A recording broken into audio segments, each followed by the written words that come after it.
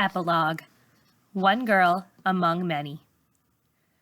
On my 16th birthday, I was given the most extraordinary gift. I was invited to speak at the United Nations. It was the first of 2 trips I would make to New York that year. 400 people would be in attendance.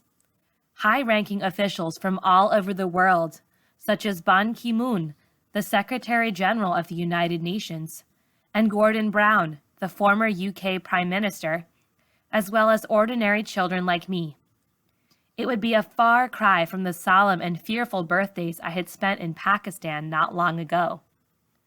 My whole family traveled to New York. We saw Annie on Broadway, and we stayed in a hotel where they bring pizza to your room on a silver tray. I liked the hustle and bustle of New York, compared with sleepy Birmingham.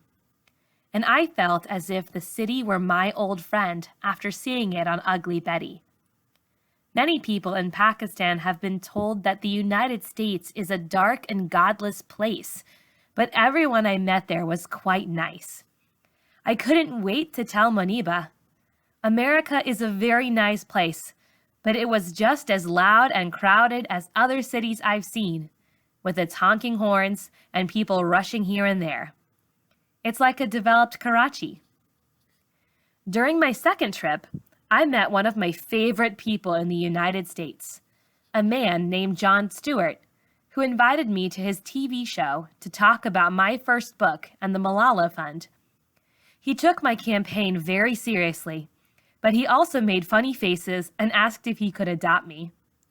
I also met the real Ugly Betty, America Ferrara, who is very pretty, and even President Barack Obama and his family.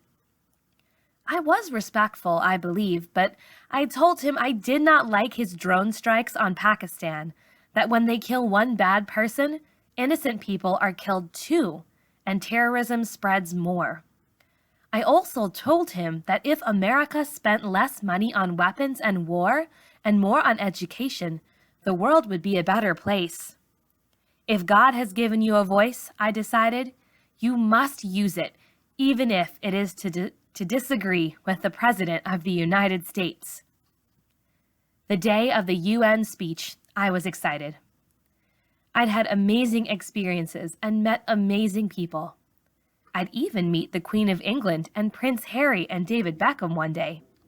But I was still me, a girl who likes to crack her knuckles as loud as she can and draws pictures to explain things.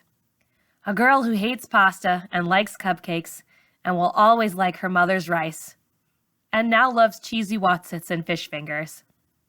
A girl who has to stay up late studying for her physics test. A girl who worries if her best friend is mad at her. A girl like any other. Was it really possible that I was going to address the United Nations? How had my world changed? I dressed slowly that morning, putting on my favorite pink shalwar kameez and one of Benazir Bhutto's scarves. I had not written my speech with only the delegates in mind. I wrote it for every person around the world who could take courage from my words and stand up for his or her rights. I don't want to be thought of as the girl who was shot by the Taliban, but as the girl who fought for education, the girl who stands up for peace with knowledge as her weapon. I said in my speech, "Dear brothers and sisters, do remember one thing. Malala Day is not my day.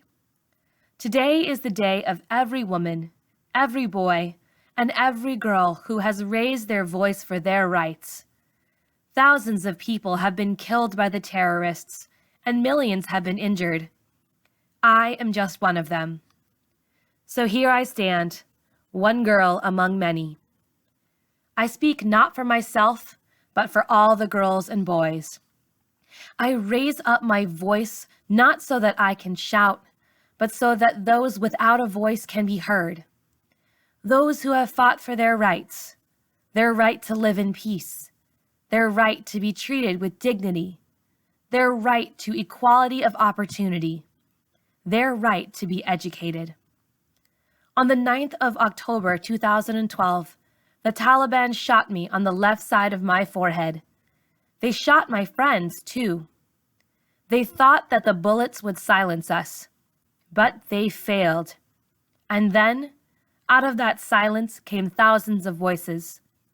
The terrorists thought that they would change our aims and stop our ambitions, but nothing changed in my life except this. Weakness, fear, and hopelessness died. Strength, power, and courage was born. I am the same Malala. My ambitions are the same. My hopes are the same. My dreams are the same.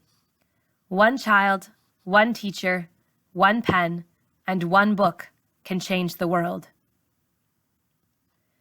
As I heard the applause and took my seat, all I could think of was that I had come a long way from Malala the toddler giving lessons to the empty chairs at the Kushal school, and a long way from the girl who gave speeches to the bathroom mirror.